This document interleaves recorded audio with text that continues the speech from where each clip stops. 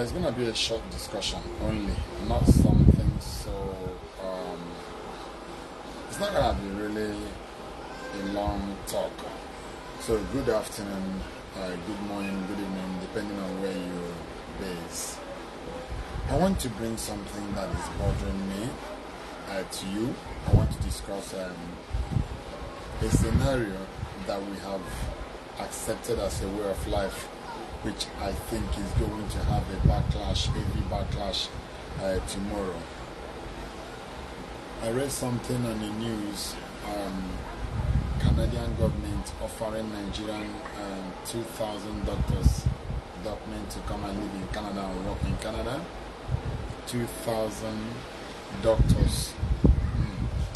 I don't know how many we have left, because obviously thousands have already migrated to Canada and USA, UK, and so many Australia, France, and so many other countries. I mean, thousands have migrated already.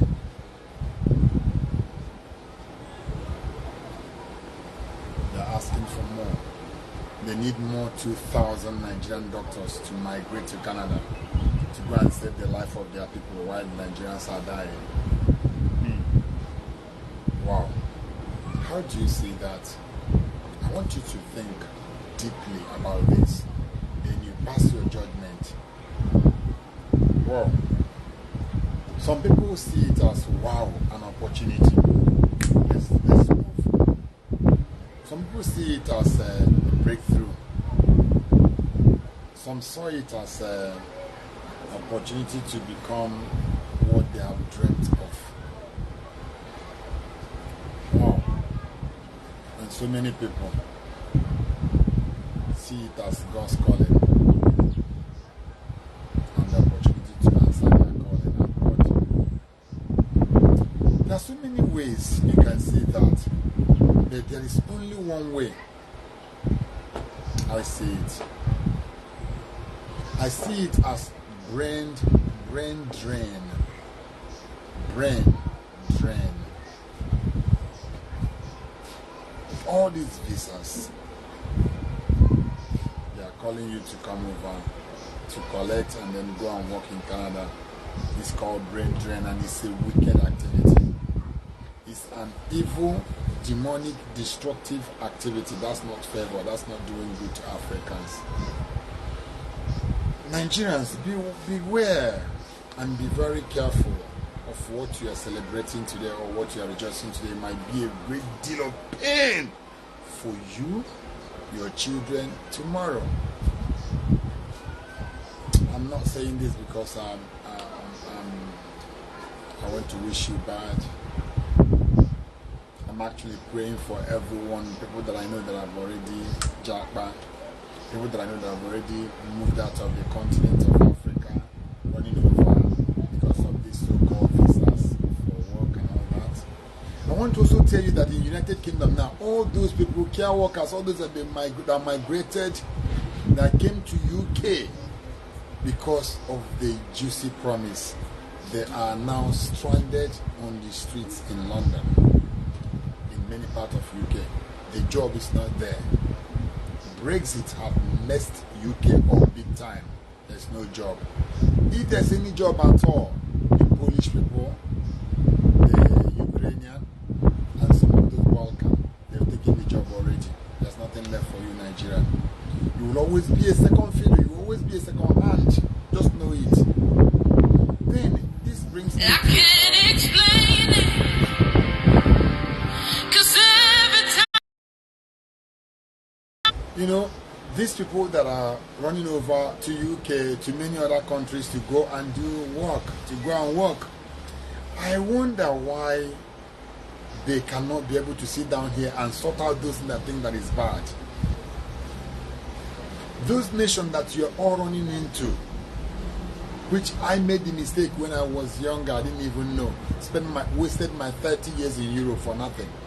I wasted my 30 years in Europe for nothing. If that 30 years would have been invested in Nigeria, fight Nigerian government, fight every madness going on in our government, I would have been better off. Some will say, what if you have been killed? No. Don't say that. There's a date for everyone. God will preserve me till my date. Nothing will happen to me. They've not created enough demon that can take me out untimely. No, they've not created such demon.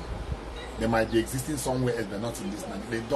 They're not yet created. So, if you leave this country and go out there rendering your service to people outside there, while your mothers and your fathers are dying here, when somebody is sick, they rush to the hospital, say they don't have this one, they don't have blood, they don't have that, they don't have this equipment, nothing to do surgery for, and you are sitting down there earning big, rejoicing that you're a doctor in America, doctor in Canada, doctor in Germany, doctor in Israel. I mean, don't you feel that something is not balanced? Don't you feel that lives matters than what we earn? I'm not judging anyone, but I'm just saying, and believe me, I'm not doing this video particularly for anyone. I have so many friends that are outside and abroad, and I'm praying for them. Oh, God will protect them, preserve them. But these current ones that they are bringing, Canada is coming up with this madness of 20,000 Nigerian doctors. Why are they not taking my mother in the village? Why are they not asking for my mom in the village? Why are they not asking for our grandmothers, all these widows everywhere? Why can't they call them and help them? They are draining the brains in Africa. It is perturbing. It is disturbing. We need to change our mindset. We need to start to wake up. You go to school in Nigeria from nursery to highest level of your university and all that, did all master, all kind of thing that you did, and only to go and drop your brain for someone to use it, and you cannot better the life of your people with your brain. No, I find it absurd. I think it's quite ridiculous. Let me put it that way. It's ridiculous. It's very strange as well. For me, my take is this. What they are doing is not favor. It's not a breakthrough. It's not breaking forth. What they are doing is brain drain. As they are draining the brain, we are decaying, we are dying. I want them to come down and do it this way. If you're taking a 1,000 doctors, take 1 million boys on the streets. If you're taking 2,000 doctors, take 2 million poor people on the streets. We are over 250 million people here, and most of them are living in abject poverty. And they are draining the little thousands, few thousands, not even millions, few thousands that we have. And you tell me you are helping Africa, just like what the IMF doing and all these countries that you said that they're giving welfare to Africa. They are giving Africa money. What money are they giving to you? The money they give to you is they took money from our Abacha government, Zimbabwe, them, Kinshasa, Mobutu Seko money, Pobia money of Cameroon, all these prisons in Africa that are moving all our money to the Western world. When they bank your money, the interest that come out from that money, while they are doing transaction with the bulk of it, those billions and trillions that you put there, they're using it for business and transaction and so on. Then the little interest that come there, they will move $500,000 and give to one country in Africa. Next year, they move $500,000 and give something, and then you're applauding. Wow. They're giving Africa the drug. They're giving them help. Wow. Wow. Are you not ashamed of yourself because you think like that? I am ashamed. I have never think like that, but I'm ashamed of you that are thinking that they are doing good for you. I think it's time for us to wake up. See, many people are calling me, asking me, how do I get visa? I give them the same answer. What do you have? What are you going there to do? I want to do that. Then do it here in Nigeria. Do it here. Look at empty lands everywhere. Look at empty lands. Let me tell you something. Maybe I should just go up and show you something here. Yeah. Look here now. Yeah. Please. Look at here. Somebody owns this land. Look at it. Yeah. You see the land. I don't know if you're seeing it. Look at back there as well. There are so many undeveloped land. What stops you from cultivating food here?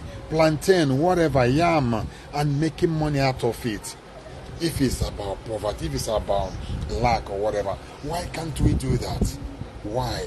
I am still wondering, there are so many undeveloped land. If you go inside behind those buildings there, you see so many empty lands. Why don't you buy a land and start making just open borehole for litigation purpose, and then begin to plant something and make money? There are so many other ways that you can make money. See, there's no money, no food. Some are telling me that they are paying them very low. If they are paying you very low, what about revolution? I remember 1998, France 1998 World Cup. I was in Paris for the World Cup. Before that World Cup in Paris, the French people were on the streets. They closed down Charles de Gaulle. They closed down Gare de Nuit. Gare de Nuit is their train station. They closed down Charles de Gaulle at the airport in Paris. Why did they close it down? They were protesting for pay rise. Pay rise. They held France ransom. France couldn't do anything. They stopped France from moving on because people need their pay raised. Do you see that? They acted. They didn't keep quiet. And when France saw that this is going to jeopardize their World Cup, they had to sit down and negotiate and do the needful. My dear, let us do the same in Nigeria.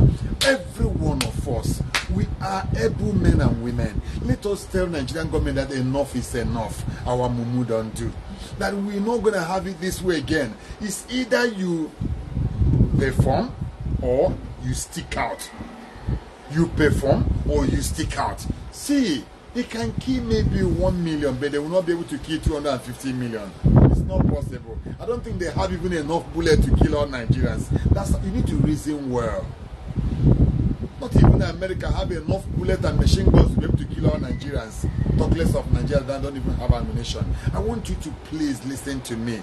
There is time for everything. This is time for us to begin to tell each other the truth. If we don't say the truth now, we are going to hurt our children heavily. Look at my 7 kids in Europe. They are talking about coming home. They want to come home and invest in home and be a Nigerian, be true Nigerian. Atmosphere couldn't allow them to come home. And I tell them, don't worry, my dear, you will come. Come later, we'll find something doing. I'm encouraging them to come, and they are planning to come home. And all of you are running away because of visa to Canada, visa to America, visa to Germany and all that, and Australia.